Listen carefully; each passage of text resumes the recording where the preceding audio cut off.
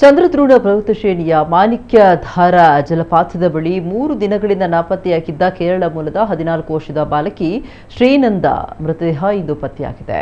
ಕೇರಳದಿಂದ ಏಪ್ರಿಲ್ 7ರಂದು ಚಿಕ್ಕಮಗಳೂರು ನಗರಕ್ಕೆ 40 ಜನರ ಪ್ರವಾಸಿ ತಂಡ ಆಗಮಿಸಿತ್ತು.